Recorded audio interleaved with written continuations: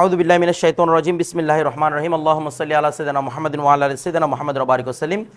দেখেন আমরা আজকে থেকে যে বইয়ের ক্লাস শুরু করব সেটা হচ্ছে কি, আমরা যেহেতু আজকে থেকে উর্দু ব্যাকরণের ক্লাস শুরু করতে যাচ্ছি, এই জন্য আমাদের ফাউন্ডেশন থেকে প্রকাশিত উর্দু জাদিদ উর্দু জুবান কি গ্রামার তথা আধুনিক উর্দু ভাষার ব্যাকরণ, এই বইটা আমরা শুরু করতে যাচ্ছি।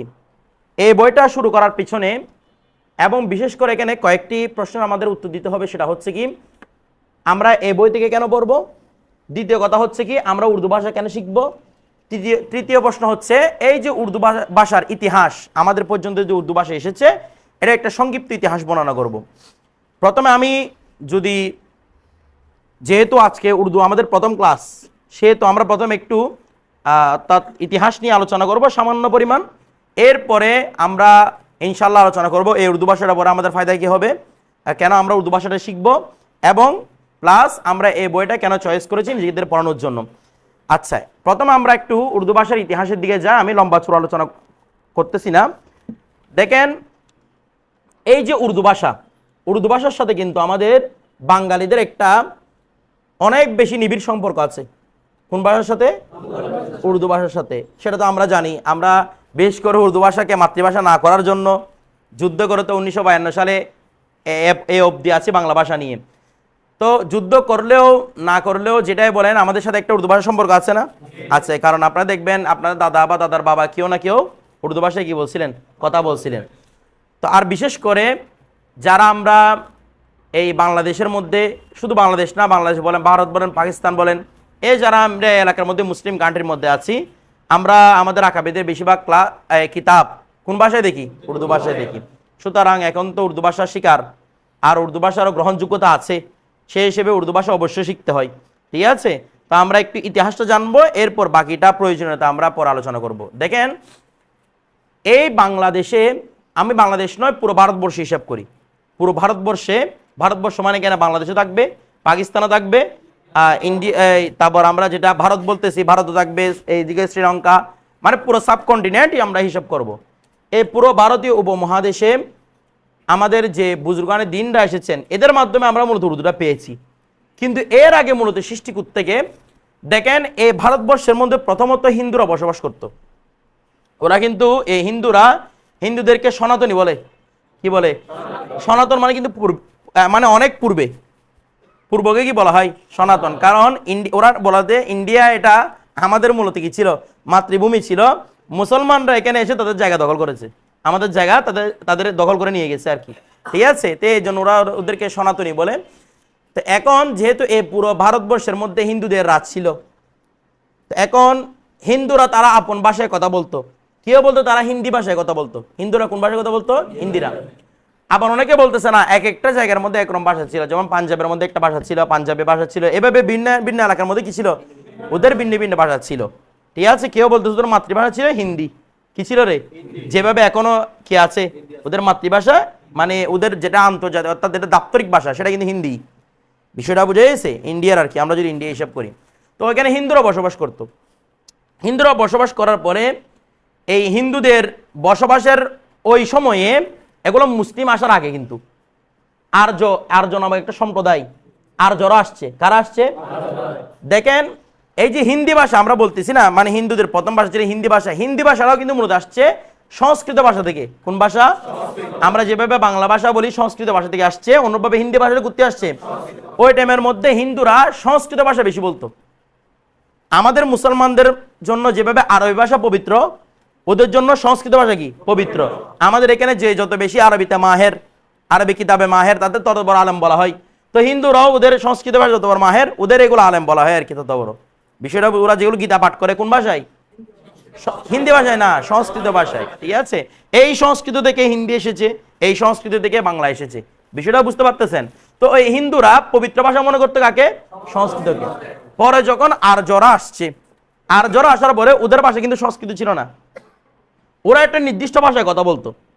এখন ওরা এসে হিন্দুদের উপর প্রভাব বিস্তার করার পরে এখন হিন্দুর ভাষা এবং আর্যদের ভাষাগুলো মিক্স হয়ে গেছে। কি হয়ে গেছে রে? মিক্স। এই মিক্সের পর একটা ভাষা সৃষ্টি হয়েছে, এটার নাম হচ্ছে প্রাকৃত ভাষা। কোন ভাষা? প্রাকৃত ভাষা। এটা কখন সৃষ্টি হয়েছে? আর্যরা আসার পরে। ওদের ভাষা যখন কাদের সাথে মিক্স হয়েছে, হিন্দুদের সাথে মিক্স হয়েছে, ওই টাইমের মধ্যে কি ভাষা সৃষ্টি হয়েছে? প্রাকৃত ভাষা। এই প্রাকৃত ভাষা মূলত সংস্কৃত ভাষার একটা বিকৃত রূপ। কি রূপ? বিকৃত রূপ।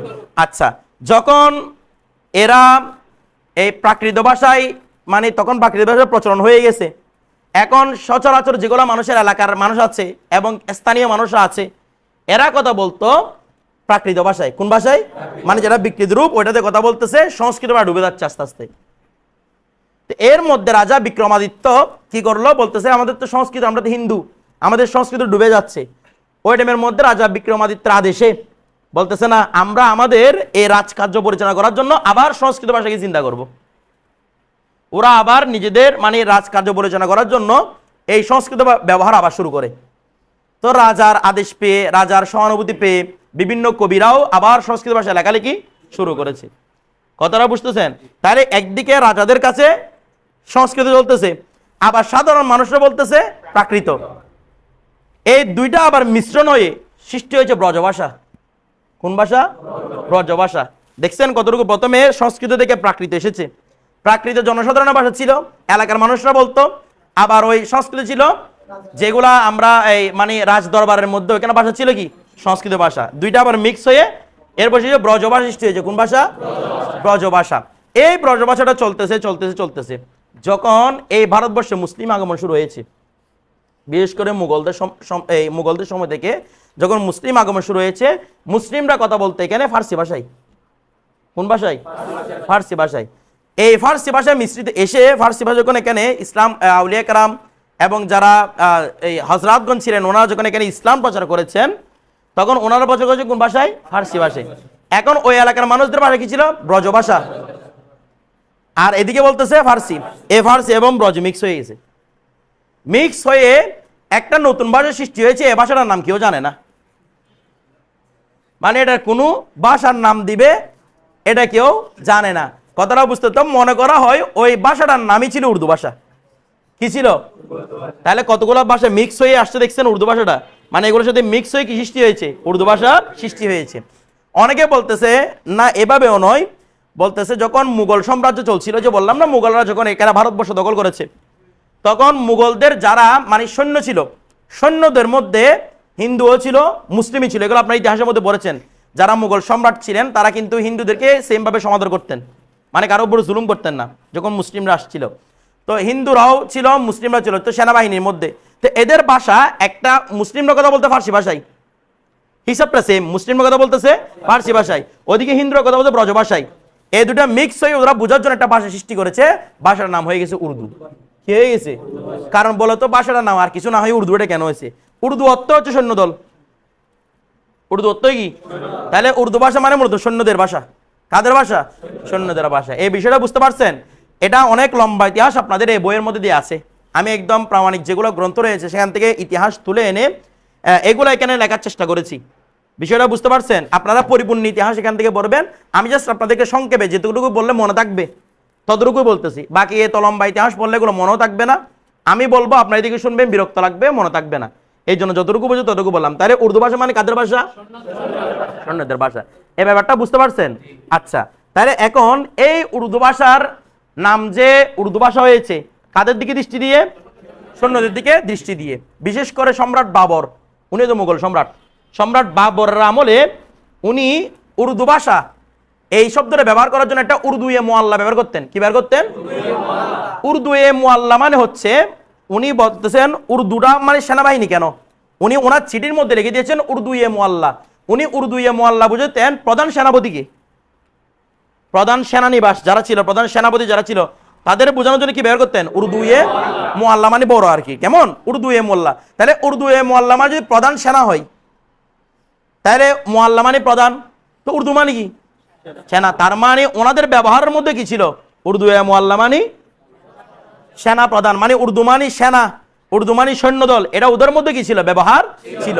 আমার কথাটা বুঝতেছেন? অনেকে এই ভাষাকে লস্করি ভাষাও বলে। লস্কর মানে সৈন্যদল, আপনারা জানেন ফার্সি শব্দ। লস্কর মানে কি?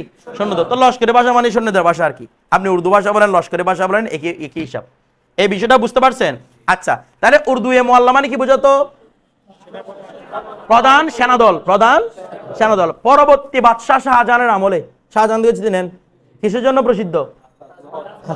তাজমহলের জন্য প্রসিদ্ধ।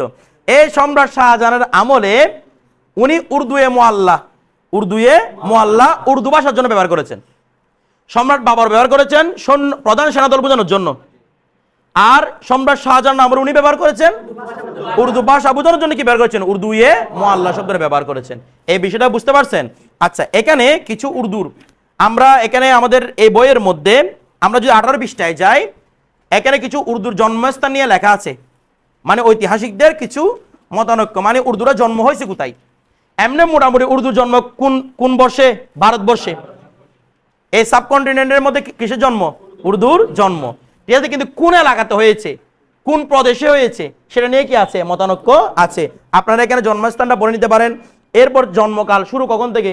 কি মুঘল আমল থেকে হয়েছে নাকি মুঘলদের আগে থেকে হয়েছে? যেমন আমরা যখন আপনাদেরকে বুঝাইছিলাম, আমরা কোন ইতিহাস বলেছিলাম? মুঘলরা আসার পর থেকে, যখন ফার্সি ভাষার সাথে ব্রজ ভাষার মিক্স হয়েছে, তখন থেকে সৃষ্টি উর্দুর সৃষ্টি। কথাটা বুঝতেছেন না? বুঝেন না এখনো? এই ব্রজ ভাষার সাথে মিক্স হওয়ার পরে কিসের সৃষ্টি হয়েছে? উর্দু ভাষার সৃষ্টি হয়েছে। তো এখানে দিয়ে আছে কি মুঘলদের আগেও কি এখানে উর্দু ছিল কিনা, এগুলো নিয়ে বিভিন্ন মতানৈক্য আপনারা উর্দুর সময়কাল নিয়ে পাবেন, ঠিক আছে। আচ্ছা, এখন উর্দু ভাষার নামকরণ একটা কথা বলছিলাম না আপনাদেরকে, এটাও তো বলছিলাম উর্দু কার মাধ্যমে আসছে? সেনা দলের মাধ্যমে এই উর্দু ভাষা সৃষ্টি হয়েছে। একটা বিষয় দেখেন, উর্দু ভাষা এবং হিন্দি ভাষা দেখতে শুনতে সেম লাগে। কোন ভাষা? এই জন্য উর্দুকে হিন্দির কন্যা বলা হয়। উর্দুকে, কারণ হিন্দি ছিল প্রথম, আপনাদেরকে বলেছিলাম ওরা সংস্কৃত ভাষায় হিন্দি ভাষায় কথা বলতো। উর্দুকে কার কন্যা বলা হয়? হিন্দি ভাষার কি বলা হয়? কন্যা বলা হয়। তো এরপরে উর্দু এবং হিন্দি কিভাবে পার্থক্য হয়েছে? উর্দু এবং হিন্দির পার্থক্য এভাবে হয়েছে, উর্দু ভাষার মধ্যে ভালো করে বুঝবেন, উর্দু ভাষার মধ্যে আরবি ফার্সি এগুলো প্রভাব বেশি। উর্দু ভাষার মধ্যে আরবি ফার্সির কি বেশি? আর হিন্দির মধ্যে সংস্কৃতের প্রভাব বেশি। হিন্দির মধ্যে, কারণ এই যেগুলো যেহেতু হিন্দুদের ভাষা ছিল, ওরা এটাকে সংস্কৃতের সাথে মিক্স করে বলতো। আর যেহেতু মুসলিম যারা গ্রহণ করছে, তারা এটাকে মানে বেশি ফার্সি ভাষা আরবি ভাষা এগুলো মিক্স করে করে কি বলেছে? উর্দু ভাষাটা বলেছে। এবার বিষয়টা বুঝতে পারছেন? কিন্তু মূল উৎপত্তি হিন্দি আগে না উর্দু আগে? হিন্দি আগে, এটা মাথায় রাখতে হবে।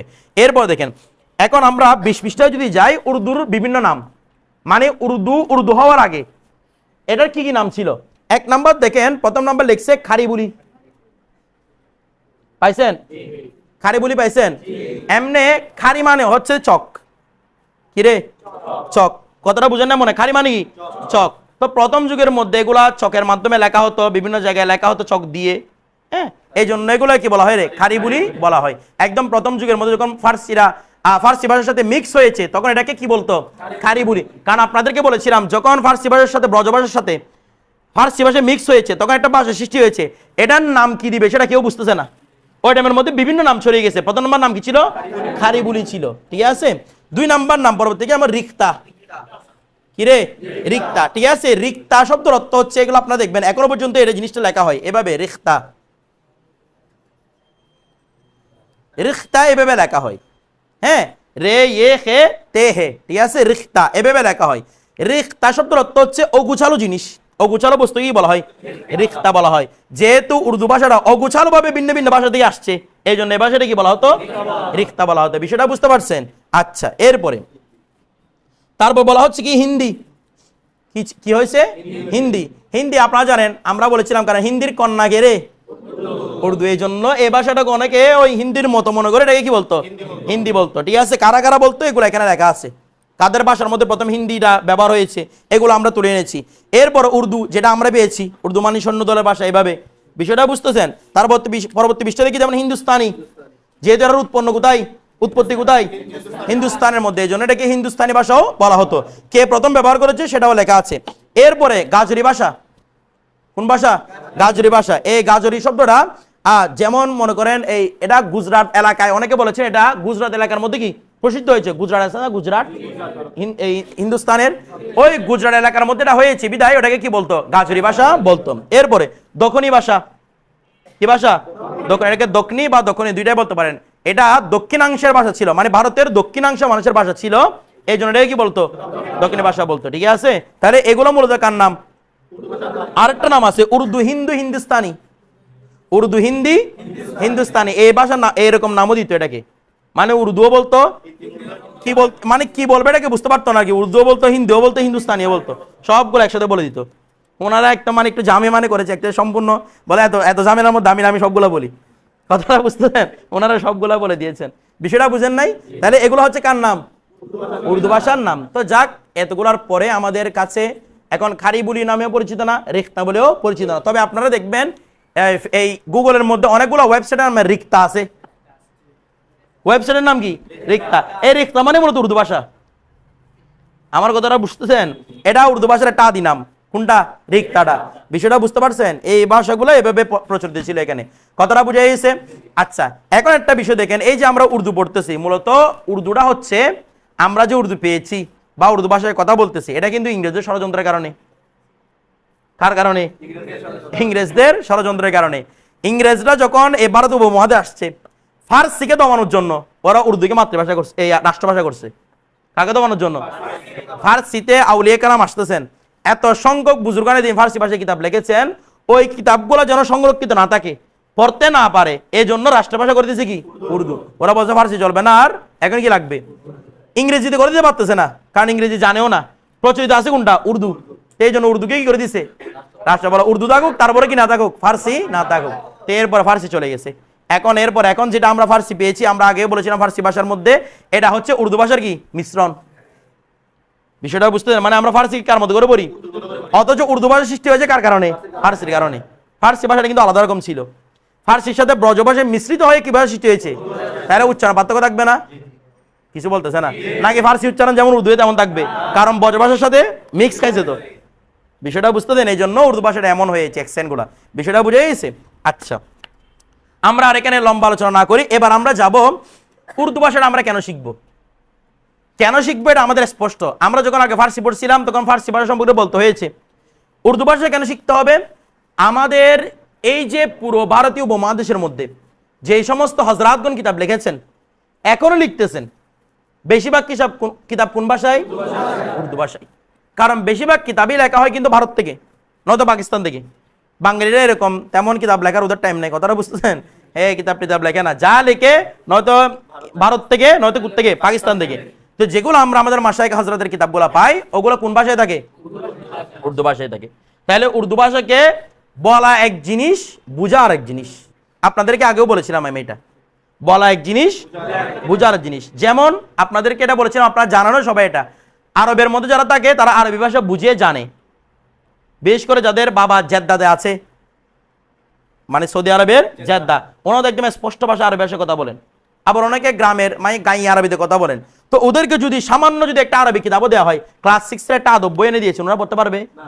তাহলে পড়া এক জিনিস, বলা আর এক জিনিস। বিষয়টা বুঝতেছেন? তাহলে আমরা যখন উর্দুগুলা পড়তে থাকবো, মানে পড়তে বুঝবো, তাহলে এই জিনিসটা কি বলতে চাচ্ছে এটা আমরা বুঝে যাব। কথাটা বুঝতেছেন? আর ব্যাকরণ পড়ে কেন? একটা ভাষার ব্যাকরণ কেন পড়তে হয়? কারণ আমাদের এই দেশের মধ্যে যেহেতু এক সময়, এখন কতটুকু আছে জানি না, এখন তো ডিশ অ্যান্টেনা তেমন দেখে না মানুষের মোবাইল হাতে হাতে। একসময় যখন ডিশ অ্যান্টেনা দেখতে, বিভিন্ন হিন্দি প্রোগ্রাম দেখতে দেখতে কি শিখে যেত? হিন্দি। তো হিন্দি তো উর্দুর মা, কথাটা বুঝেন না মনে হয়? হিন্দি থেকে উর্দুর মা, তো উর্দু সেম ছিল, বুঝে যেত ভাষাটা কেমন। কথাটা বুঝতে পারতো, বললে বুঝতে পারতো, মুখে বলতে পারো কার না পারো, কিন্তু বললে কি বলতে পারতো? বুঝতে পারতো। ছোট বাচ্চারা মুটো পাতলো অমুক তমুক দেখে কি শিখে ফেলে? হিন্দি উর্দু ভাষা এগুলো শিখে ফেলে। আমার কথাটা বুঝতেছেন?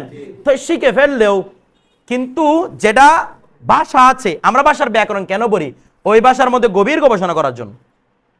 যেমন আমরা বাংলা ভাষা বুঝতে পারি, বাংলা ভাষায় কথাও বলতে পারি, কিন্তু বাংলা ভাষা নিয়ে গবেষণা করতে পারি না। কারণ কেন? আমাদের কাছে ব্যাকরণিক তেমন বেশি দক্ষতা নেই।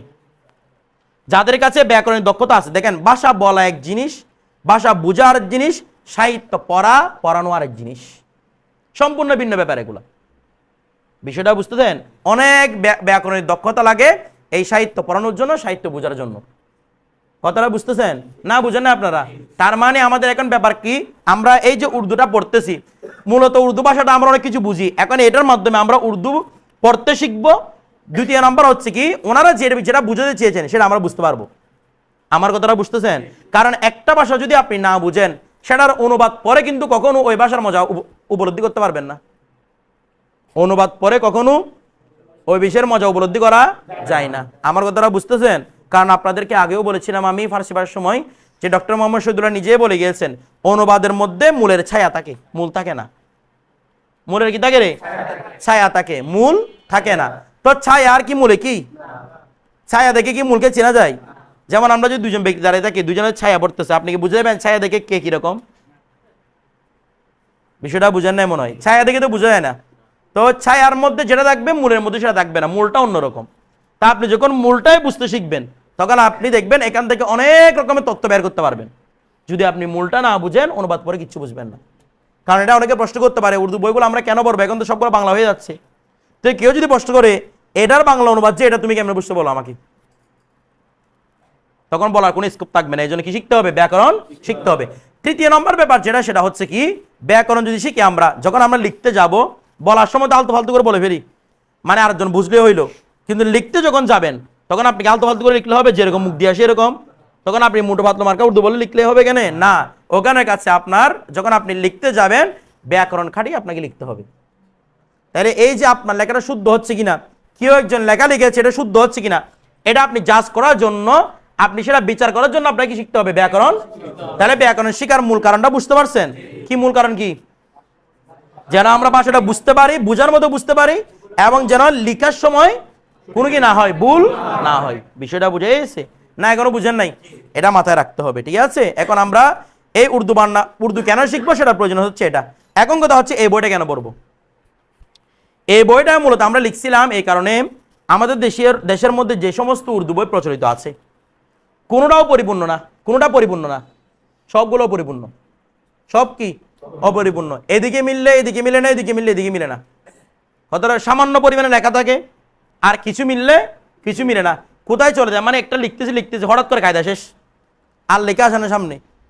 বিষয়টা বুঝতেছেন তো? বলো যে তাইলে এরকম হলো, যদি সবগুলো যদি অপরিপূর্ণ হয়, আমাদের যারা আগে ছিলেন তারা কেমনে পড়ছেন? আর তাদের ভাষায় ছিল উর্দু, এরা কি ব্যাকরণ প্রতি মোকাবেক্ষী হতেন? আমরা কি বাংলা ব্যাকরণ প্রতি মোকাবেক্ষী হই? কথাটা বুঝেন নাই মনে হয়। ওনারা এভাবে উর্দুর প্রতি মোকাবেক্ষী হতেন না। তো উর্দু ছোট হলেও কি বড় হলেও কি, আপনি কি কোনোদিন ছোট বাংলা ব্যাকরণের আগাগোড়া আদ্যবান্ধ পড়ছেন? বলে এটা ছোট, এই জন্য আমি একটা সুন্দর করে বাংলা ব্যাকরণ লিখি। কেউ লিখছেন? লিখেন না, পাত্তাও দেন না এগুলোকে। কারণ কি? বলে আমি তো উর্দু বাংলাটা বুঝতেছি, বাংলাটা লিখতেছি। যা বাংলা ব্যাকরণ পড়তেন তাও পরীক্ষা পাস করার জন্য, এটাও যদি না থাকতো বাংলা ব্যাকরণ কেউ ধরে দেখতেন না। আমার কথাটা বুঝছেন? ওনারা ছিলেন উর্দুভাষী, উর্দুতে লিখতে পারতেন, ওনারা ফার্সিতে লিখতে পারতেন। কারণ বাংলাদেশের আগে দাপ্তরিক ভাষা কি ছিল? ফার্সি ছিল। বিষয়টা বুঝেন না মনে হয়? ওই কারণে ওনারা ফার্সি লিখতে পারতেন, ওনারা উর্দু লিখতে পারতেন, ওদের কোনো ব্যাকরণ বইয়ের প্রয়োজন ছিল না। এই জন্য যেগুলো ব্যাকরণ বই প্রচলিত আছে এগুলো সবগুলো সামান্য ছেলেদের শেখানোর জন্য। কিন্তু এখন তো আর কি নাই, ভাষা তো কারো কি না, উর্দু না। এখন সবাই কোন ভাষা শিখতেছে? বাংলা ভাষা আমরা শিখতেছি। তো সুতরাং আমাদের জন্য এমন একটা ব্যাকরণ দরকার যেটা সব কিছুকে জমা করবে। বিষয়টা বুঝতেছেন? এই ব্যাকরণটা বাংলাদেশের প্রথম লিখিত ব্যাকরণ, যেটার মধ্যে আপনি সম্পূর্ণরূপে প্রায় অধিকাংশ কায়দা পেয়ে যাবেন, প্লাস অথেন্টিক দলিল দিয়ে, মানে কোনো বানোয়াটি নয়, দলিল সমৃদ্ধ বই থেকে, যেগুলো থেকে দলিল দেওয়া যায়, যেগুলা উর্দু বা উর্দুর বিশ্ববিদ্যালয়ের মধ্যে উর্দু বিভিন্ন যারা ওদের রাষ্ট্র কর্তৃক যেগুলো স্বীকৃত বই আছে, এখানে যে বইগুলো চলে ওই বইয়ের আদলে এই বইটা লিখিত। বিষয়টা বুঝতে পারছেন? এরকম কোনো বই আলহামদুলিল্লাহ পুরো বাংলাদেশের মধ্যে নাই। তো আপনাদের দোয়াই, আমাদের সংগঠন থেকে, আমাদের এই ফাউন্ডেশন থেকে এটা বের হয়েছে আপনাদের প্রচেষ্টার কারণে। তাহলে আমরা এই বইটা পড়ার গুরুত্ব বুঝছেন তো? কারণ এই বইয়ের মতো আপনি নিজে অন্য যখন বই পড়বেন নিজে বুঝতে পারবেন, এই বইয়ের মতো এতগুলো কায়দা কোনো জায়গার মধ্যে নেই। আমরা সবগুলো কায়দা দিয়ে বুঝিয়ে বুঝিয়ে লিখবো। বিষয়টা বুঝতে পারছেন? আচ্ছা, তাহলে আমরা শুরু করতে যাচ্ছি এখানে প্রথম সবক থেকে। যেমন দেখেন আমরা পাশে লেখা আছে পেহলা সবক। হ্যাঁ, কি লেখা আছে? পেহলা সবক প্রথম পাঠ। এগুলো পড়া আমরা শিখবো সামনে। আপাতত আমি যেভাবে বলছি সেভাবে শুধু শুনেন। পেহলা সবক প্রথম পাঠ। দেখেন এরপরে ডান পাশে বোল্ড করে লেখা আছে উর্দু হরফে তাহাজ্জি। উর্দু হরফে তাহাজ্জি। তাহাজ্জি, এটা তাহাজি নয়, কি? তাহাজ্জি। উর্দু হরফে তাহাজ্জি মানে উর্দু ভাষার বর্ণমালা বা উর্দু বর্ণমালা। উর্দু হরফে তাহাজ্জি মানে উর্দু বর্ণমালা। যেভাবে আমরা ফার্সিতে বলেছিলাম, ফার্সিতে যখন ফার্সি বর্ণমালা বলে কি বলে? আলেফ বয়ে ফরসি, এটা আমরা পড়ছিলাম ফার্সি বর্ণমালা। অন্যভাবে উর্দু বর্ণমালাকে বলা হয় উর্দু হরফে তাহাজ্জি। আরবি বর্ণমালাকে বলা হয় হরফে হেজা। হরফে হেজা, ওই হেজা তাহাজ্জি একই কথা। বিষয়টা বুঝতেছেন? আচ্ছা, এবার আমরা একটু হরফগুলো দেখবো। দেখেন উর্দু ভাষার বর্ণমালা সর্বমোট 54টি। কয়টি? টোটাল 54টি। কেমন? আচ্ছা, এখানের মধ্যে টোটাল 54টি কেন সেটা নিয়ে আমরা একটু বিশ্লেষণ করব। অন্যান্য আমাদের দেশের মধ্যে যে ব্যাকরণগুলো প্রচলিত আছে ওখানের মধ্যে কোথাও 37টি, কোথাও 36টি এভাবে দেওয়া আছে। আমরা কেন 54টি ব্যবহার করেছি, ঠিক আছে, এগুলোর কথা আমরা বলবো। আমরা যেহেতু বইয়ের নাম দিয়েছি আধুনিক উর্দু ভাষার ব্যাকরণ, আধুনিকতার ছোঁয়া এখানে থাকতে হবে, ঠিক আছে, এই জন্য আমরা ভাষা হরফ করে দিয়েছি 54টি দিয়েছি। দেখেন একটু পাশে আমাদের হরফ লেখে নিচে একটার পর একটা দিয়ে আছে, এর ডান পাশে কি দিয়ে আছে সিরিয়াল, এই মানে উচ্চারণটা দিয়ে আছে, কি দিয়ে আছে উচ্চারণ। দেখেন প্রথমে আমরা বলি আলিফ, হরফটা আছে আলিফ, যেটাকে আমরা ফার্সিতে আলেফ বলতাম, আলেফ ফার্সিতে আলেফ আর উর্দুতে আলিফ। তার মানে বোঝা যাচ্ছে যেটা আমরা ফার্সি বলি সেটা কিসের মতো, উর্দুর মতো। আপনারা দেখবেন তো সামনে যখন পড়বেন দেখবেন যেটা ফার্সি পড়া হতো পুরোপুরি কার মতো, উর্দুর মতো। দেখেন 2 নাম্বার আলেফে মাত, আলিফে আলিফে মাত, এটা মনে রাখবেন, এটা আলিফে মাত, ঠিক আছে। আচ্ছা 3 নাম্বার এরপর দেখেন বে, কি লিখেছে বে, এরপর হচ্ছে ভে, বে ভে। দেখেন এদিকে দেখান, আমরা যে বাংলাতে পড়ছিলাম একটা অল্প প্রাণ সব, মানে যেগুলো বাংলা বর্ণমালা আছে অল্প প্রাণ মহাপ্রাণ, অল্প প্রাণ মহাপ্রাণ। আপনারা জানেন প্রাণ মানে হচ্ছে শ্বাস, অল্প প্রাণ মানে অল্প শ্বাস, আর মহাপ্রাণ মানে বেশি শ্বাস ছাড়তে হয়, ঠিক আছে। যেমন আমরা যদি বলি ব্যঞ্জন বর্ণের মধ্যে ক, তাহলে ক উচ্চারণ করতে আমাদের শ্বাস বের হচ্ছে কম, অল্প প্রাণ। এখানে অল্প মানে আপনার রুটা কম, এরকম এই জিনিসটা এমন কেমন। আচ্ছা এরপরে কর পরে খ, এটা যখন বললাম দেখেন আওয়াজ, সাউন্ড, আওয়াজ, অর্থাৎ এখানের মধ্যে আমরা বাতাস, তাহলে বেশি বেরোচ্ছে না কম বেরোছে, এই জন্য এটাকে বলা হয় মহাপ্রাণ। বিষয়টা বুঝতেছেন, এটা অল্প প্রাণ, এটা কি মহাপ্রাণ। অনুভাবে আমি যদি দেখি গ এরপরটা, তাহলে এই যে অল্প প্রাণ মহাপ্রাণ আছে না, এগুলোর মধ্যে সেম, একটা হচ্ছে বে, বেটা অল্প প্রাণ, ভে মহাপ্রাণ। বিষয়টা বুঝতেছেন, শুধু এরকম যে আমি যদি বলে কি এইদিকে তাহলে এটা অল্প প্রাণ না, যদি ভলে কি মহাপ্রাণ, তাহলে যদি এটা যদি বে লেখে এটা কি হবে ভে। বিষয়টা বুঝতে পারতেছেন, একটা বে আরটা কি ভে। এরপরে পে উচ্চারণ কি দেখেন, এটাকে এরকম বলবেন না ফে, এরকম বলবেন না, এটা উচ্চারণ হবে পে, প দিয়ে, কেমন পে, কি উচ্চারণ পে। এরপরটা ফে উচ্চারণ কি দেখেন, বাংলাদেশ যেটা আমরা আপনাদেরকে বাংলা টিচারও বলেছি, এটা কি ফ না, এটা হচ্ছে ফ। আপনারা যুক্তি দিয়ে দেখেন না, এটা ক খ হলে, গ গ হলে, ব ব হলে, প ফ, এটা ফ এরকম না।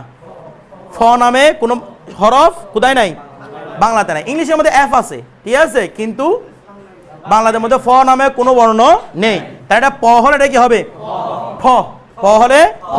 তো এরপর দেখেন তাহলে কি বলবো পে ফে, পে নাকি এরকম বলবে পে ফে, এরকম বলে ফেলবেন না, পে ফে, কেমন। আচ্ছা তারপর তে, তে থে, টে টে, একটু হরফগুলো দেখবেন কেমন, টে, এটা কি ফার্সি দেখেছিলেন আপনারা, আওয়াজ করেন না আপনারা, দেখেন এটা ফার্সি ছিল না, এটা উর্দু, ঠিক আছে। এটা কোন ভাষায়, উর্দু ভাষায়, হ্যাঁ। টে ঠে, টে ঠে, সে সে।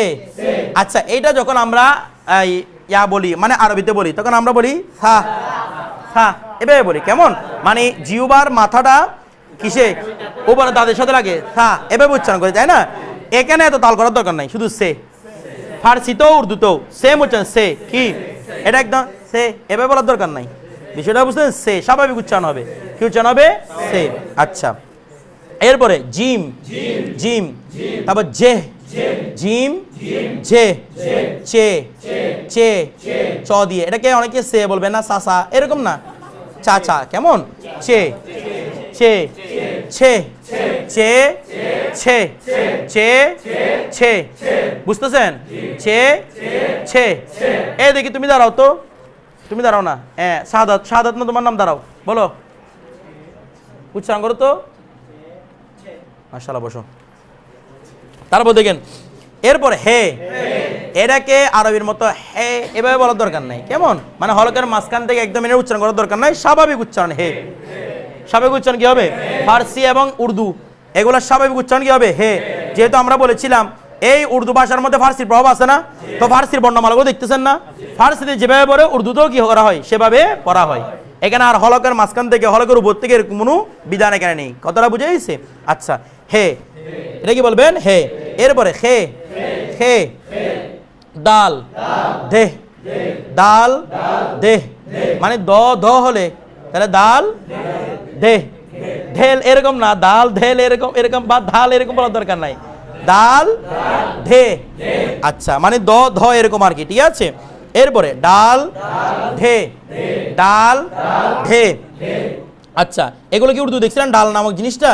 না, উর্দু ফার্সি দেখছিলেন? না, দেখেন নাই। এরপরে জাল, জাল, জাল, তারপর রে, রে, রে, রে, রে, রে, রে। আচ্ছা, আমরা যখন রেহ বলতেছি বাংলাতে কি রর কোনো মহাপ্রাণ আছে? মানে র রহ এরকম একটা আছে? নাই। যেহেতু র রহ এরকম নেই, এই জন্য আমরা মহাপ্রাণ বোঝাতে একটা কি যুক্ত করেছি? হ যুক্ত করেছি। কারণ বাংলাতে র রহ এরকম নাই। যেগুলোতে ছিল এগুলো বরাবর বসে দিয়েছি, যেগুলোতে নাই এগুলো একটা কি বসাইছি? হ বসানোর মাধ্যমে বোঝাচ্ছি এখানে সাউন্ডটা অর্থাৎ আওয়াজটা বেশি হবে, অর্থাৎ বাতাসটা বেশি বের হবে, ঠিক আছে। এরপর দেখেন কি বলা হচ্ছে? রে, রে। আচ্ছা, এরপর দেখেন এটাকে আমরা সহজের জন্য বলবো আরে, আরে, আরে, একদম আরে রর মতো না, আরে, আরে, বাড়ি, ডয়ে বিন্দু র না, ডয়ে বিন্দু বাড়ি, তাহলে আরে, আরে, আরে। কথাটা অনেকে এটাকে রে বলে, শুধু রে, এটা বলতে পারেন, তবে রে বললে রর বাতা বেশি চলে আসে, এই জন্য আমরা সহজ করার জন্য আরে, আরে, একদম আডে এরকম না, এটা কি ড আডে না, দেখেন আডেও না আরে এভাবেও না, আরে হয়ে গেলে র, আডে হয়ে গেলে ড, আরে, ড এবং রর মাঝখানে ডয় বিন্দু র, কেমন? আরে, আরে। আচ্ছা, এরপরে আরে, একটা আরে, আটা আরে, আরে, আরে, আরে, আরে, মানে এটা শুধু বাতাস বের করবেন বেশি, ব্যাস এদিকে পার্থক্য, আরে, আরে। আচ্ছা, এরপরে তারপর জে, জে, এরপরটা সবচেয়ে কঠিন, যেটা ফার্স্টের মধ্যে ছিল জে, জে, জে, বুঝতেছেন? এটার মধ্যে জে এবং শিন এটা বাতাস লাগবে, জে, এই সে না, জে।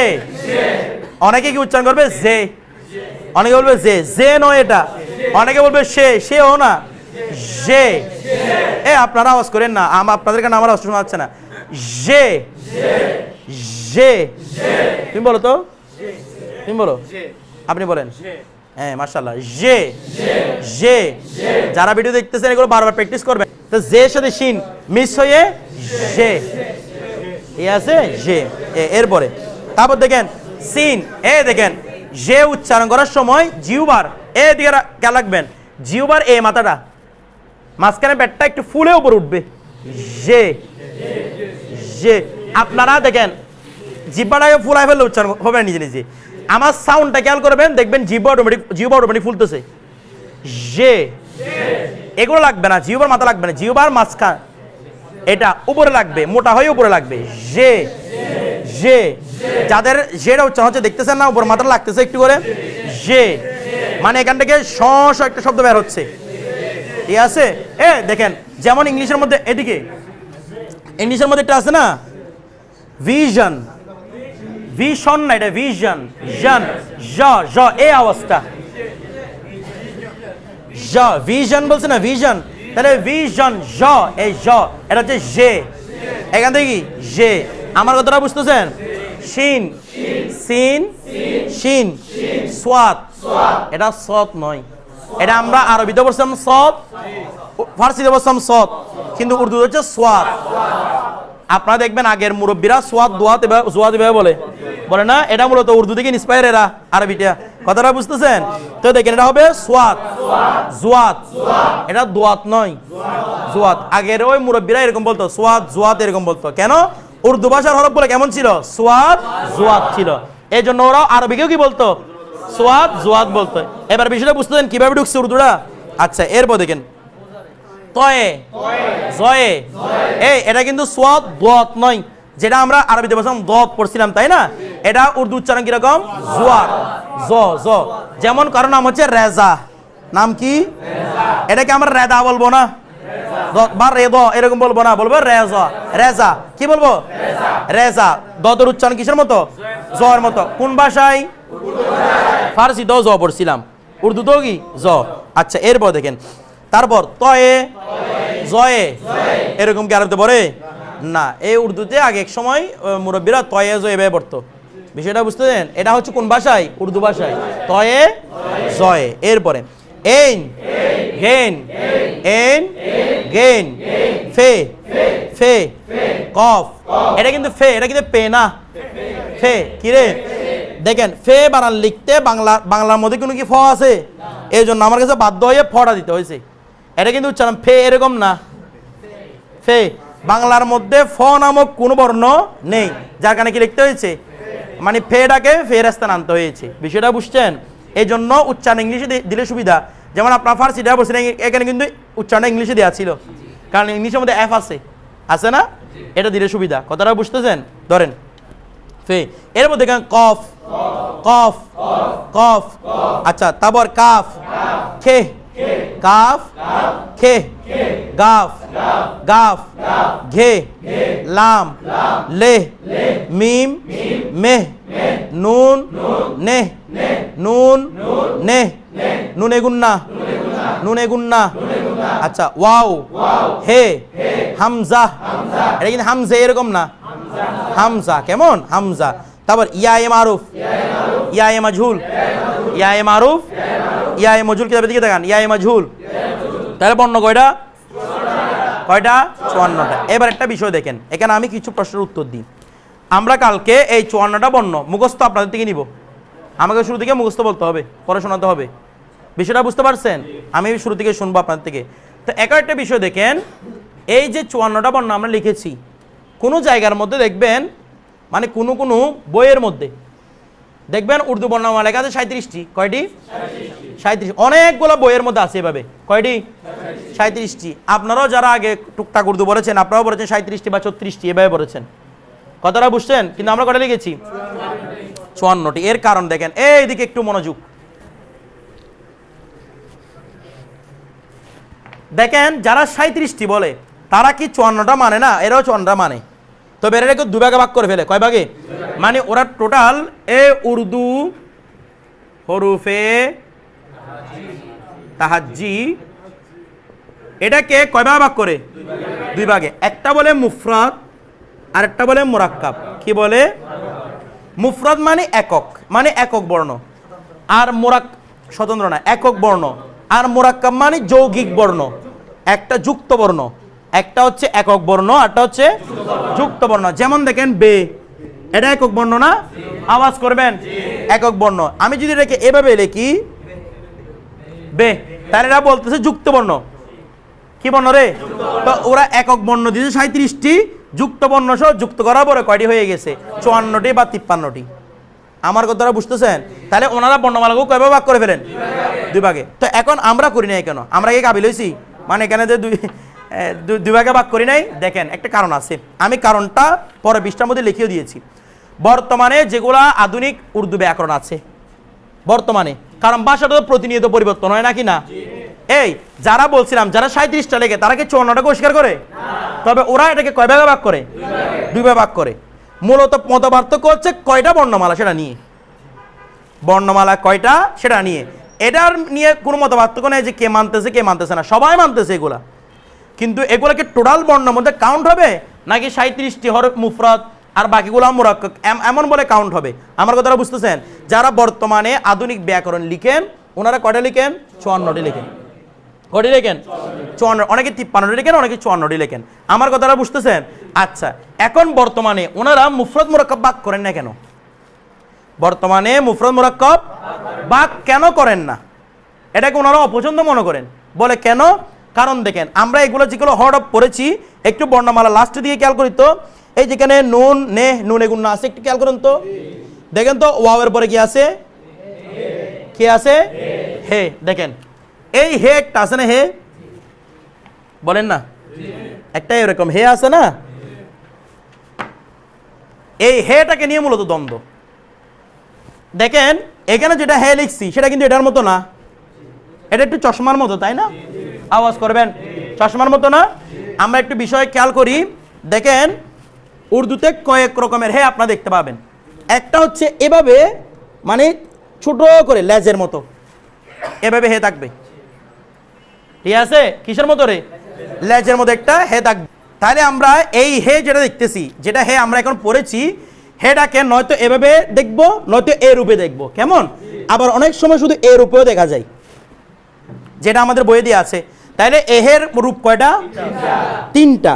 আবার মাঝে মাঝে এ রূপে দেখব, যেটাকে দু চশমে হে বলে। কি বলে? দেখেন, যারা এরকম মুফরদ মুরাক্কাব বাক করেন, বিষয়টা বুঝবেন, যারা এরকম মুফরদ মুরাক্কাব ওনারা বলেন কি, মনে করেন ওনারা বলতেছে এটা একটা অক্ষর না, বরঞ্চ এটা বে প্লাস হে হয়েছে। আমার কথাটা বুঝতেছেন? বে প্লাস কি হয়েছে? তাহলে মুরাক্কাব না, যুক্ত না, মানে বে এর সাথে একটা হে যুক্ত হয়ে কি হয়েছে? আমরা একটা হে পড়েছি না, ওনারা বলতেছেন এ হের রূপ মোট কয়টা? বলেন না কয়টা?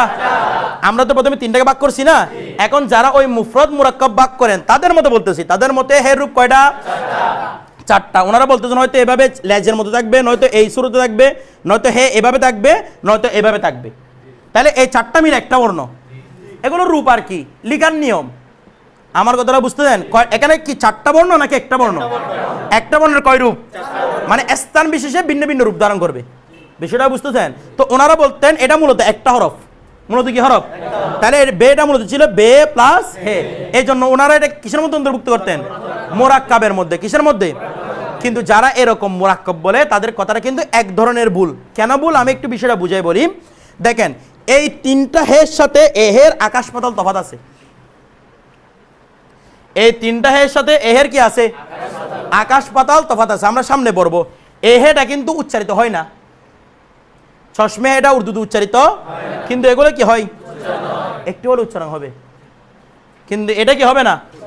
উচ্চারিত হবে না। যেমন এখানে একটা বিষয় দেখেন, আপনারা বলছেন বে ভে, আলাদা কোনো হের উচ্চারণ করছেন, কিন্তু এখানে দেখেন তো হেটা, এই যে এ হেটা তাহাজ্জি বলছেন না, নাকি তাজ্জি এরকম বলে ফেলছেন? তাহাজ্জি, হাটাকে একটা স্বতন্ত্র উচ্চারণ দিচ্ছেন না, তো এগুলো দেখা যাচ্ছে একটা কি থাকে? স্বতন্ত্র উচ্চারণ থাকে। এটার কোনো কি থাকে না? উচ্চারণ থাকে না, বরং এটা কারোর সাথে লেগে আসে, এটার কোনো কি নাই? উচ্চারণ। তো যেহেতু এটার উচ্চারণ নাই, সেহেতু কি আমরা বলতে পারি এহের একটা রূপ এটা? আওয়াজ করেন না। এই জন্য আমাদের বর্ণমালার মধ্যে কি এইটা দিয়ে আছে? দেয়া নাই।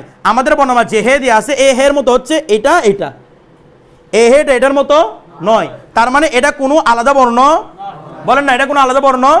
তো আলাদা বর্ণ যদি না হয়, আমি বলতে পারি বে এর সাথে হে যুক্ত হয়েছে, তখন আমাকে বলবে হেটা কোথা থেকে? তা আপনি আবার বলতে হবে হেটা এটার রূপ। বলে কেমনে রূপ হবে? এ হে এবং এ হের উচ্চারণ বেশ কম আছে।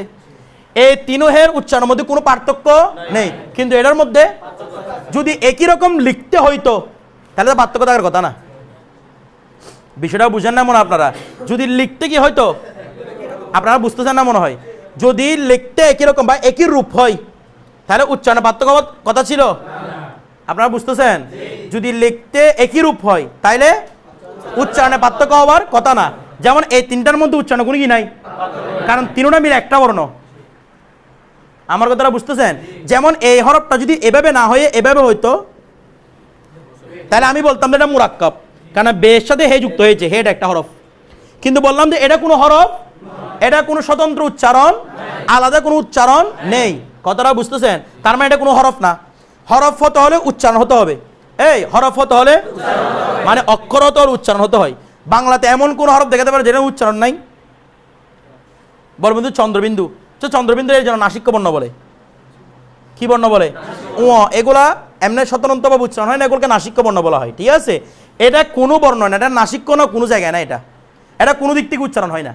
এটা যদি একটা বাতাস বের হয় এরকম উচ্চারণ করতে ফু দিতে হবে আপনার কাছে, বলা উচ্চারণ তো না, ফু এমনি। এটা এই বিষয়টা বুঝতেছেন? কারণ এটা দিয়ে বাতাস বেশি বের হবে, তো ফু দেওয়া ছাড়া বাতাস বের করার উপায় নেই। আমার কথাটা বুঝছেন? তাহলে এটা কোনো বর্ণ। তো যদি এইদিকে গভীর মনোযোগ দেন, যদি এটা যদি আলাদা কোনো বর্ণ না হয় তাহলে কি আমি বলতে পারি বে প্লাস হে যুক্ত হয়েছে? মানে বে বর্ণটি হে বর্ণের সাথে যুক্ত হয়েছে, এরকম বলার জন্য বে বর্ণটি হে বর্ণের সাথে যুক্ত হয়েছে এটা বলার জন্য হেটাকে আগে বর্ণ মানতে হবে না? তো হে তো বর্ণই না, কারণ এটা কোনো উচ্চারণই নেই, এটা কোনো কি নাই। বাংলার মধ্যে খণ্ডথ বলি আমরা, তা অনুসার বলি, এগুলার উচ্চারণ যেমন খণ্ডথর উচ্চারণ কোথায় আছে? নাকের ভিতরে আছে। আমার কথাটা বুঝতেছেন নাকি বুঝেন নাই? তাহলে এটার কোনো কি নাই? স্বতন্ত্র বর্ণ উচ্চারণ নেই, এই জন্য এটা বর্ণের ভিতরে কি হয় না? অন্তর্ভুক্ত। তো বর্ণের ভিতরে অন্তর্ভুক্ত না হলে আমরা মুরাক্কাব বলার জন্য শর্ত কি দুইটা বর্ণ মিশ্রিত হয়েছে বলতে হবে না? এটা তো বর্ণের ভিতরে ইনক্লুড না, তাহলে দুইটা বর্ণ মিশ্রিত হয়েছে কিভাবে বলবো? তার মানে এটা মুরাক্কাব হরফ নয়, বরং এটা কি হরফ? মুফরদ হরফ। তাহলে এগুলা কি আমরা একসাথে করবো নাকি মুরাক্কাব আলাদা করে দিব? একসাথে করবো। এই জন্য মূলত আমরা একসাথে করে কয়টা বর্ণ বলেছি? 54টা বর্ণ বলেছি। এবার বিষয়টা বুঝতে পারছেন? সবাই বুঝছেন? আচ্ছা, আবার একটা বিষয় দেখেন, এখানে একটা আমাদের নুনে গুন্না দিছে না? নুনে গুন্না এদিকে দেখান, এটা নিয়ে একটু কথা বলি।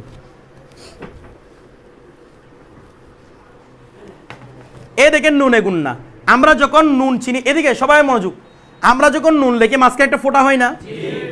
তো এটার ফোঁটা নাই, এটাকে বলা হয় নুনে গুন্না। নুনে গুন্না মানে এটার উচ্চারণ কোনোটা নাই, তবে এটা নাকের ভিতরে উচ্চারণ হয়। নাসিক্য বর্ণ বলে। কি বর্ণ?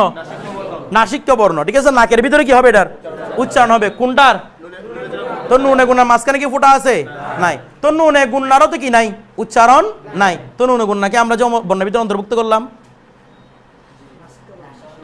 নাসিক্য বর্ণটি আছে, কিন্তু এটা তো আলাদা কোনো উচ্চারণ থাকতেছে না, নাকের ভিতরে ঢুকে যাচ্ছে উচ্চারণটা, ঠিক আছে? তো এটাকে যে আমরা বর্ণ করলাম, এটার কারণ হচ্ছে বর্তমান যারা আধুনিক ব্যাকরণবিদ আছেন তারা নুনে গুন্নাকে একটা আলাদা বর্ণ হিসেবে চিহ্নিত করেন। যেমন আপনাদের যারা গুগল কিবোর্ড ইউজ করেন, কি ইউজ করেন? গুগল কিবোর্ড, সেখানে দেখবেন এরকম নুনে গুন্না একটা আলাদা বর্ণ দেওয়া আছে, একদম কিবোর্ডের মধ্যে দেওয়া আছে। আগে ছিল না, এক সময় এই নুনটাকে চেপে ধরলে, মানে হোল্ড করে ধরলে নুনে গুন্না আসতো। এখন নুনে গুন্না আলাদা করে কিবোর্ডের মধ্যে স্থান দেওয়া হয়েছে, তার মানে এটা বর্ণমালার ভিতরে অন্তর্ভুক্ত, মানে বর্তমানে কিসের মধ্যে অন্তর্ভুক্ত করে? এই জন্য আমরা নুনে গুন্নাকে অন্তর্ভুক্ত করেছি। কথাটা বুঝছেন? আপনারা যেগুলো পুরাতন ব্যাকরণ পাবেন সেখানে নুনে গুন্না পাবেন না। কি পাবেন না? কিন্তু আধুনিকের মধ্যে কোনটাকে আলাদা বর্ণ হিসেব করা হয়? নুনে গুন্নাকে। এই জন্য বলতেছি কারোর মধ্যে 53টা, কারোর মধ্যে 54টা। বিষয়টা বুঝতে পারছেন না? এখন বুঝেন নাই? যারা নুনে গুন্নাকে অন্তর্ভুক্ত করেন তাদের মধ্যে 54টা, যারা করেন না 53টা। কথা ক্লিয়ার? সবাই বুঝতে পারছেন?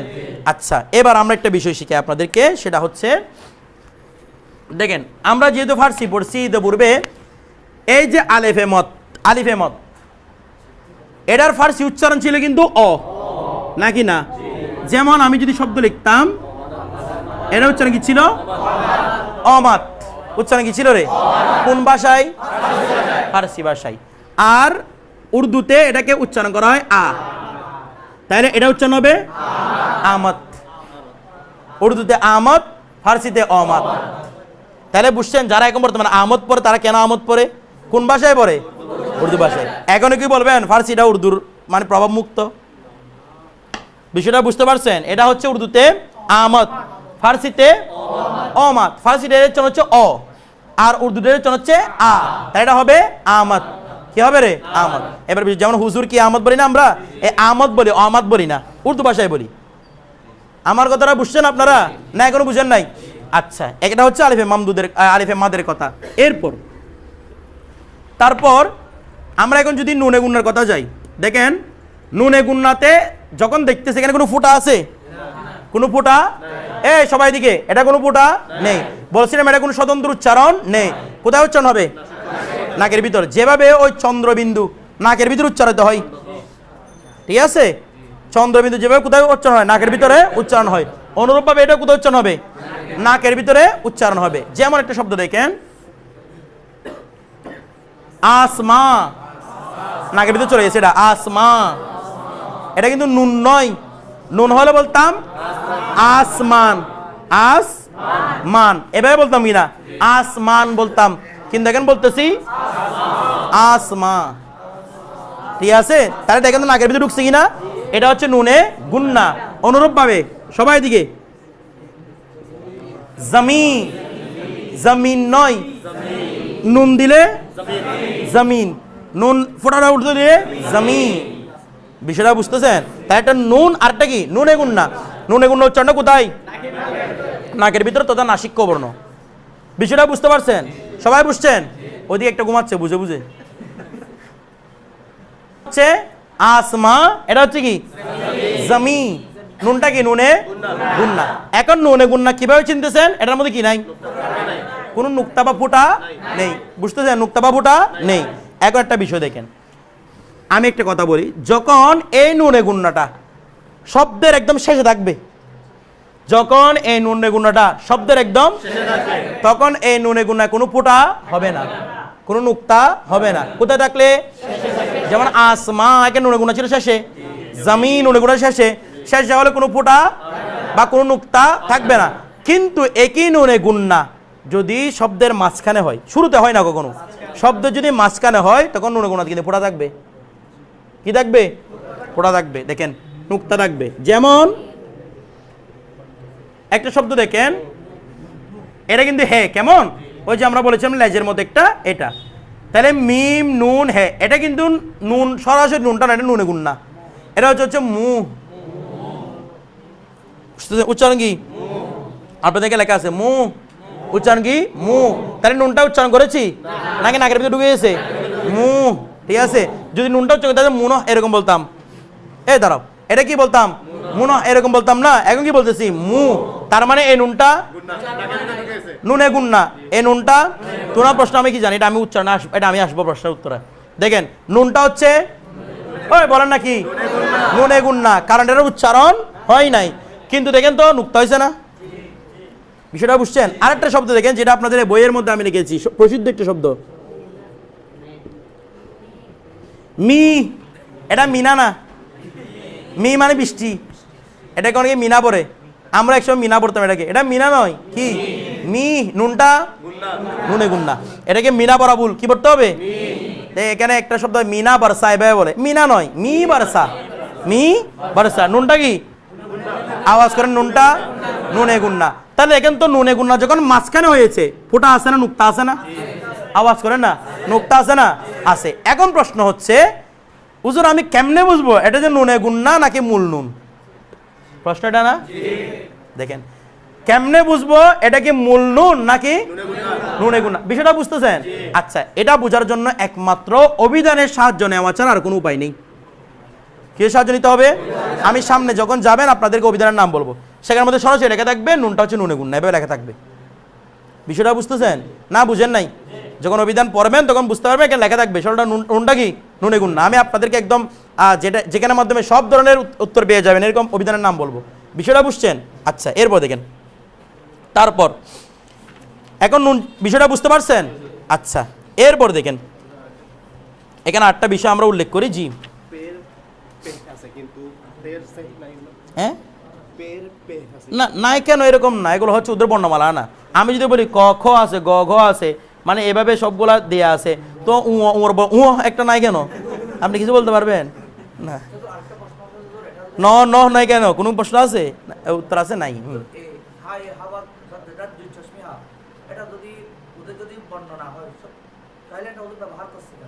ওই যে বললাম না, এগুলা বর্ণ আছে তো, তবে মিশ্রিত হয়ে, যেমন বে বে একটা বর্ণ, এটা বেটা কি বর্ণ? একটা বর্ণ। এই মনে করেন আমাদের কয়েকটা বর্ণের সাথে এই চশমা এটা যুক্ত হয়েছে না, এগুলা ছাড়া অন্য কোনো বর্ণের সাথে এই হে যুক্ত আসবে না। বিষয়টা বুঝতেছেন আপনি? আচ্ছা, আমরা সেটা আলোচনা করবো, তো সামনে দেখবেন আরো ক্লিয়ার করে বুঝবেন। এরপর দেখেন আমরা একটা বিষয় বুঝাই, এই যে দেখুন লিখলাম না, বললাম যে এরকম একটা হে আছে, ঠিক আছে, আরেকটা আছে এভাবে, আরেকটা আছে এভাবে, ঠিক আছে, আরেকটা পার্থক্য বলছিলাম কোনটা? চশমে। এগুলোর মধ্যে কিন্তু একটা হিউজ ডিফারেন্ট আছে। কি ডিফারেন্ট? দেখেন একটা বিষয়, আমি এটা বানান লিখলাম কাফ হে আলিফ, কাফ হে, এখন বুঝবা এনামের উত্তরটা। দেখেন দুইটা উচ্চারণের মধ্যে আকাশ পাতাল তফাৎ। এটা উচ্চারণ হচ্ছে কাহা, কি উচ্চারণ? কাহা। আর এটা হচ্ছে খা। তাইলে এই যে একটা হে দেখতেছি আমি, এই ঝুলন্ত হে, এটার একটা কি আছে রে? স্বতন্ত্র উচ্চারণ আছে, কিন্তু এ হের কোনো স্বতন্ত্র উচ্চারণ নেই। তো আমি বানান কিভাবে করব? যদি কেউ বলে আমাকে বানান করে দেন, আমাদের আরবি বানান করতে পারো না, বাংলা বানান করতে পারো না, কিভাবে বানান করবেন? এটা করবেন কাফ হে আলিফ কাহা, আর এটা বানান করবেন খে আলিফ খা, খে আলিফ। এটা বর্ণ বলছেন না, কাফ খে, খে আলিফ খা, নাকি এরকম বলবেন কাফ হে আলিফ? না, এটা কাফ হে হলো তো খেটাকে আলাদা বর্ণ করছেন আপনি।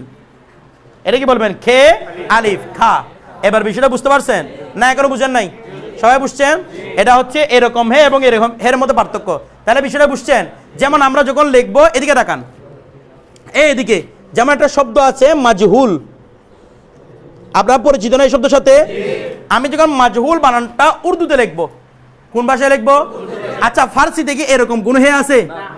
নাই। তাহলে ফার্সি লেখার সময় সাবধান থাকতে হবে, উর্দু লেখার সময় সাবধান থাকতে হবে কোথায় কোনটা ব্যবহার করতেছি। যখন এটাকে আমি উর্দুতে লিখবো, দেখেন আমি যদি বিষয়টাকে এরকম লিখি,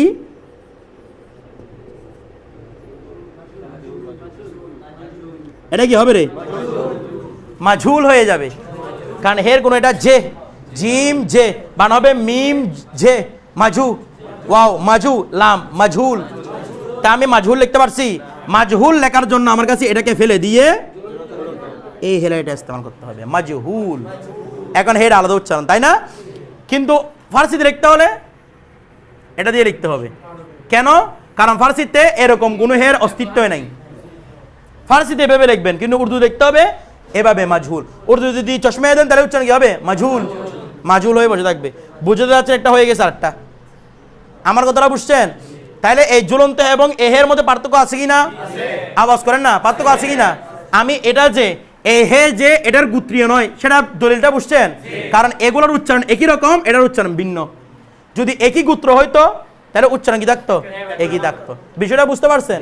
সবাই বুঝছেন? আরবিন বুঝছো? আসলে সবক কতিপয় উর্দু হরফের ব্যবহার সহজ একদম। এটা কতিপয় উর্দু হরফের ব্যবহার দেখেন, এদিকে তাকান, আমরা আমার দিকে তাকান তো একটু। নুনে গুন্নার ব্যবহার নিয়ে পড়ছি এখানে, তারপর হে চশমেহের ব্যবহার নিয়ে পড়ছিলাম, ঠিক আছে? এখন ব্যবহার করবো কিসের? দেখেন এখন ব্যবহার করবো ওয়াও। কিসের? ওয়াও এর ব্যবহার করবো। সবাই এদিকে মনোযোগ দিবেন। এই ওয়াও এটা তিনভাবে ব্যবহৃত হয়। কয়ভাবে? তিনভাবে ব্যবহৃত হয়। এই যে ওয়াওয়ের তিনভাবে ব্যবহার বলেছি না, এই এদিকে টাকা না, ওয়াওয়ের কয়ভাবে ব্যবহার বলেছি? এটা কখন? যখন ওয়াওয়ের আগে পেশ হবে। কি হবে? আমি ওয়াওটা এভাবে লিখি, আপনাদের বুঝতে সুবিধা হবে। ওয়াও, ওয়াওয়ের আগে যদি কি হয়? পেশ হয়। এই তিন ব্যবহারটা কখন আসবে বলেন তো? ওয়াওয়ের আগে পেশ হলে। কথাটা বুঝতেছেন? কি হলে? পেশ হলে। হ্যাঁ, একটা পার্থক্য করবো আমরা, এটা একটু পরে বলতেছি। আপাতত ওয়াওয়ের আগে কি? ওয়াওয়ের আগে পেশ। তখন কয় প্রকার বের হবে? তিন প্রকার। দেখেন, এক নাম্বার হচ্ছে ওয়াওয়ে মারুফ। ওয়াওয়ে মারুফ। আরটা হচ্ছে ওয়াওয়ে মাজহুল। ওয়াওয়ে, বানানটা একটু খেয়াল করবেন তো, ওয়াওয়ে মাজহুল। আরেকটা হচ্ছে ওয়াওয়ে মাদুলা। এটা আপনারা আগে পড়ছিলেন, ওয়াওয়ে মাদুলা। এটা কি এরকম বলতে হবে মাদুলা? এরকম না, সবাই বেঁচে দিবে ওয়াওয়ে মাদুলা। ওয়াওয়ে মাদুলা, ঠিক আছে? হ্যাঁ, এটা হ্যাঁ, এটা কিন্তু ওই চশমে হ্যাঁ না, ঠিক আছে? এটা হচ্ছে ওয়াওয়ে মাদুলা। তাহলে ওয়াওয়ে মারুফ, ওয়াওয়ে মাজহুল, ওয়াওয়ে মাদুলা। একটা বিষয় দেখেন, ওয়াওয়ে মারুফ প্রথমে একটা শাব্দিক অর্থ দিয়ে বুঝে যাবেন, পড়াটাকে প্যাস বুঝবেন না, সহজভাবে বুঝবেন। মারুফ মানে পরিচিত, মারুফ মানে পরিচিত, মাজহুল মানে। একটা বিষয় দেখেন তো, আমি আরবি একটা শব্দ লিখি, আপনারা দেখি পড়েন এটা কি। আরবিতে লিখতেছি নূরুন, লিখছি না? কই? আচ্ছা, নুনের উপর পেশ। নূরুন লিখছি না? আওয়াজ করেন না। তারপর দেখেন আরেকটা শব্দ আপনারা পড়ছিলেন, বুসুন। কি পড়ছেন? দেখেন তো, এই বুসুন পড়েন বা নুরুন পড়েন, ঠোঁটটা একদম ভুল হয়ে গেছে না? তার মানে আমি উচ্চারণ করেছি রস্যৌকার। বুঝেন না? মনে কোন উচ্চারণ করেছি? মানে এটাকে লিখেছি এভাবে, নূর। রস্যকরণ উচ্চারণ করতে এই ঠোঁটগুলা কি হয়ে যাবে? গুল। নূর, বুসুন, নুরুন, একদম গুল হয়ে গেছে না? তাহলে আমরা ওয়াওয়ের উচ্চারণ কোনটার সাথে পরিচিত? রস্যকার। ওয়াওয়ের উচ্চারণ রস্যকারের সাথে পরিচিত না? আওয়াজ করবেন। দেখেন, ওয়াওয়ের আগে কিন্তু পেশ আছে, আছে না? ওয়াওয়ের উচ্চারণ কিসের সাথে পরিচিত? তাহলে উর্দুতে, এটা আমরা আরবিতে বলছি না? আওয়াজ করেন না। এটা কোন ভাষায় বলছি? আরবিতে ওয়াওয়ের উচ্চারণ কিভাবে পরিচিত? রস্যকার দিয়ে পরিচিত। তো উর্দুতেও যদি কোনো ওয়াওয়ের পূর্বে পেশ থাকে, ওই ওয়াওটা যদি রস্যকার উচ্চারণ হয়, সেটাকে বলবো ওয়াওয়ে মারুফ। ওয়াওয়ে, যেমন দেখেন একটা শব্দ লিখলাম আমরা নূর, সেম শব্দটা লিখলাম উর্দুতে নূর, উ একদম টোটাল গুল করে ফেলছি, নূর। এটা হচ্ছে ওয়াওয়ে। তাহলে পরিচিত ওয়াও কেন বলছে বুঝছেন?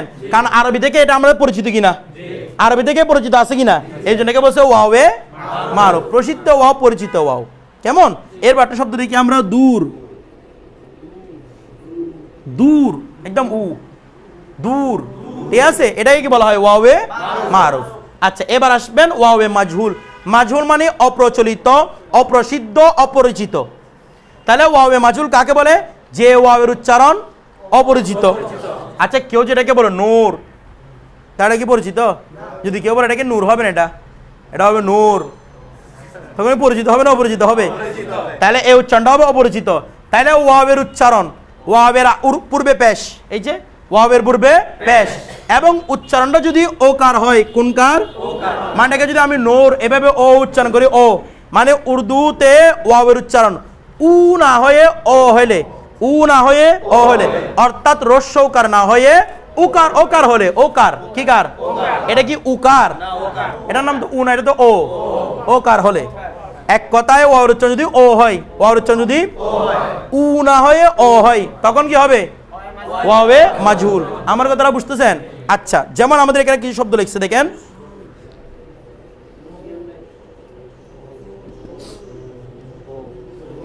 দেখেন এটা হে, তাই না? এটা কি হে, এরপর ওয়াও, এরপর শিন, হোশ। এটা কি হুশ? এরকম না, এটা কি হোশ, হোশ। দেখেন বাংলা উচ্চারণটা লিখতে হলে এভাবে লিখতে হবে, হোশ। তাহলে হো, ও, ও উচ্চারণ না ও, তাহলে হোশ। এইদিকে হোশ, ওয়াওটা কি বলুন তো? দেখেন তো ওয়াবের আগে পেশ আছে কিনা? আছে, হোশ। ঠিক আছে, তারপর এখানে একটা শব্দ লিখছে দেখেন, রোজ। রোজ মানে গোলাপ না, দিন। কেমন রোজ? এটা রুজ এরকম না, রোজ। ও, ও উচ্চারণ, যখন ও উচ্চারণ হয় তখন সেটা কি হয়ে যায়? ওয়াবে মাজহুল। বিষয়টা ক্লিয়ার? তাহলে ওয়াবে মারফু বুঝলাম, ওয়াবে মাজহুলও বুঝলাম। এখন আসেন ওয়াবে মাদুলা। ওয়াবে মাদুলা মানে আগে বলেছিলাম মাদুলা মানে পরিবর্তিত, যে ওয়াবের উচ্চারণ আগের হরফের সাথে পরিবর্তিত হয়ে যায়। ঠিক আছে, আমরা সহজ করে কিভাবে বলবো? যে ওয়াবের আগে জবরবিষ্ট হ থাকবে, যে ওয়াবের আগে জবরবিষ্ট, এমনি তো ওয়াও মানে আগে পেশ বলছিলাম, তাই না? এটা একটা এক্সেপশনাল। যে ওয়াবের আগে জবরবিষ্ট খ মানে খে থাকবে, খে। যে ওয়াবের আগে জবরবিষ্ট খে থাকবে, পরে একটা আলিফ থাকে, সে ওয়াওটাকে বলা হয় ওয়াবে মাদুলে। যেমন দেখেন মাদুলা, যেমন দেখেন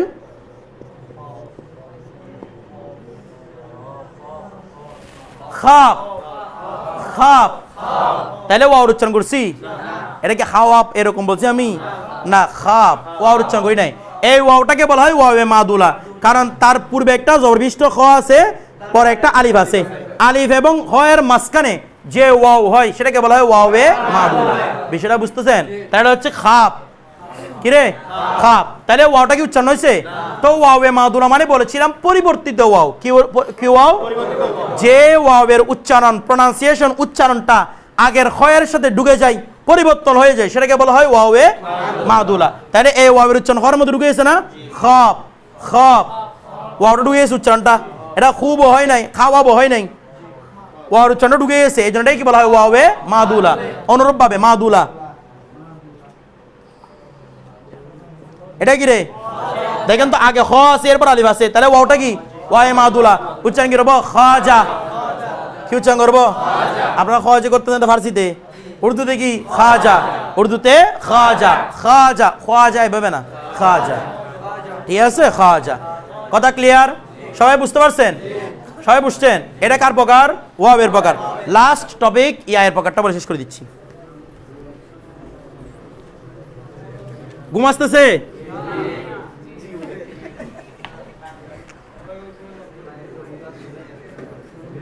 দেখেন এদিকে তাকাবেন, ইয়া, ইয়া আমরা দুই রকম পড়ছিলাম, একটা ইয়ায়ে মারুফ, একটা ইয়ায়ে, ইয়ায়ে মারুফটা ছিল এরকম, ইয়ায়ে মজুলটা ছিল ঠিক এরকম, তাই না?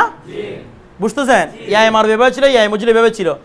ইয়ায়ে মারুফের উচ্চারণ কিন্তু প্রায় সময় ই হবে, কি হবে? আর ইয়ায়ে মজুল উচ্চারণ হবে এ।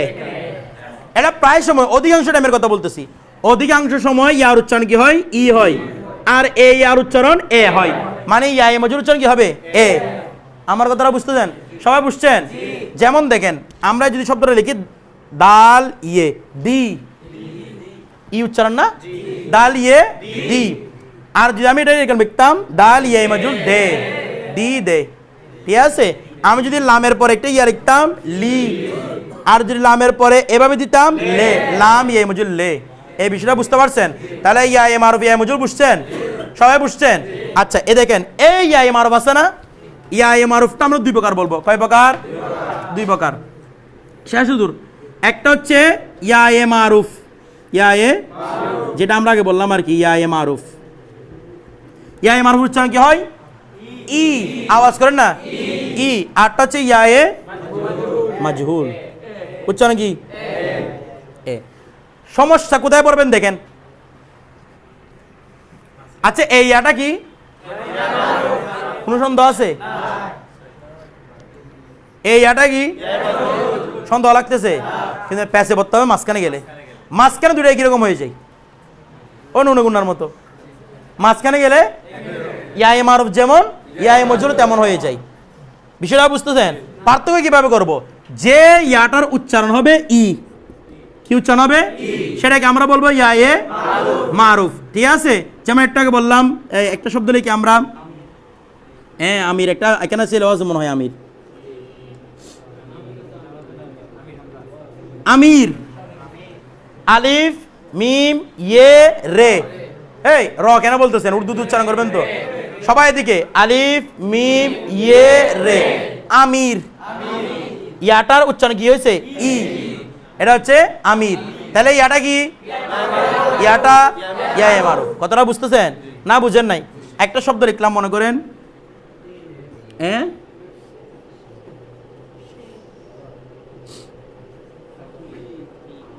আকিব, কারো নাম আকিব আছে না? তাই দেখেন কবের পরে ইয়া ইয়া আছে না, উচ্চারণ আকিব করেছে নাকি আকেব করেছি? আকিব, আকিব। তাহলে ই উচ্চারণ করছে কিনা? যদি ইয়ার উচ্চারণ ই হয় তখন কি হয়? যেটা ইয়া এ মারুফ। আর যদি কোনো ইয়ার উচ্চারণ এ হয়, কি হয়? তখন সেটা হবে ইয়া এ মাজহুল। কি হবে রে? যেমন একটা শব্দ দেখেন, দাল ইয়ে রে, দেখতে ইয়া দুটো সেম না, কিন্তু এটা উচ্চারণ হচ্ছে দের।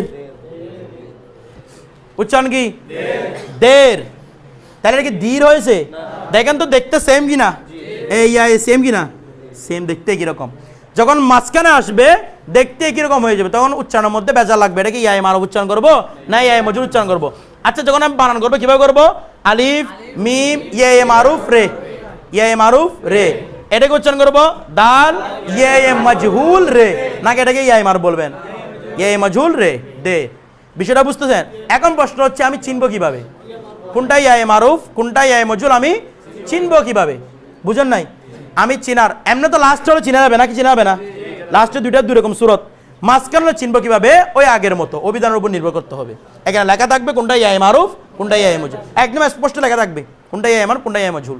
সামনে চলে যাই, দেখেন একটু মশকটা করে দিই, এক লাইন শুধু দেখেন লেখা আছে মশকের মধ্যে, নিচের কোনটি কোন প্রকারের ওয়াও নির্ণয় করো। তাহলে ওয়াও তিন প্রকার বলছিলাম না? ওয়া এ মারুফ, ওয়া এ মাজহুল, ওয়া এ মাদুলা। দেখেন একটা লিখছে খাহেশ, বলেন তো ওয়াটা কি? ওয়া এ মাদুলা, কারণ আগে খ আছে পরে আলিফ আছে, মানে আগে খে আছে পরে আলিফ আছে। এরপরে চুর, এটা চুর, ওয়াও এরকম নাই, চোর এভাবে উর্দুতে চোর, ওয়াওটা ওই ভিতরে উচ্চারণ দিয়ে আছে চোর, এটা চুর এভাবে না, ঠিক আছে? চোর, কিরে চোর, উচ্চারণটা কিভাবে করতে হবে? এরপরে তারপর দেখেন তানখা, ওয়াওটা কি? ওয়াও এ মাদুলা, কারণ এর আগে খে আছে তারপর আলিফ আছে। আচ্ছা তারপরে সোর, সোর ওয়াও এ মাজহুল, এর আগে তো খে নাই তো ওয়াও এ মাদুলা কেন বলতেছেন? সোর ওয়াও এ মাজহুল, সুর এরকম না, সোর কেমন? এরপরে গোর ওয়াও এ মাজহুল, মাশাআল্লাহ। এরপরে সবাই মনে হচ্ছে খাজা, ওয়াও এ মাদুলা, কারণ আগে খে আছে পর আলিফ আছে। খাপ ওয়াও এ মাদুলা। তারপর দরখাস্ত ওয়াও এ মাদুলা। দেখেন উস্তুখা, উস্তুখা, এটা ইস্তিখওয়া এভাবে না, উস্তুখা, উস্তুখা হলে ওয়াও এ মাদুলা, কারণ আগে খে আছে পরে কি আছে? আলিফ আছে। এরপর যদি খুন, খুন ওয়াও এ মারুফ, খুন উচ্চারণ, খুন এরকম, খুন, খুন মানে রক্ত। এরপর দেখেন তারপর মশহুর ওয়াও এ মারুফ, ঠিক আছে? বাকিটা আপনারা পরে আসবেন, শব্দের অর্থ শিখে আসবেন। এরপরে নিচেরটা কোন ইয়া নির্ণয় করো? দের, এ উচ্চারণে ইয়া এ মাজহুল দের। তারপর ভেদ ইয়া এ মাজহুল, নেক, নিচে একটা মারুফ একটা মাজহুল, লাস্টেরটা মাজহুল চিনা যাচ্ছে, মাঝখানটা কি? ইয়া এ মারুফ, নিচে নাকি নেচে? নিচে। এরপরে আকিলা, না সরি আকেলা, কি লিখছে? আকেলা হলে ইয়া এ মাজহুল।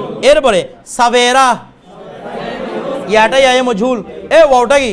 ওয়াওটা কিছু বলতে হবে না, কারণ ওয়ার আগে জবর নাই তো, পেশ নাই তো। আমি ওয়ায়ে মারুফ না ওয়ায়ে মজরুর নির্ণয় করবো কখন?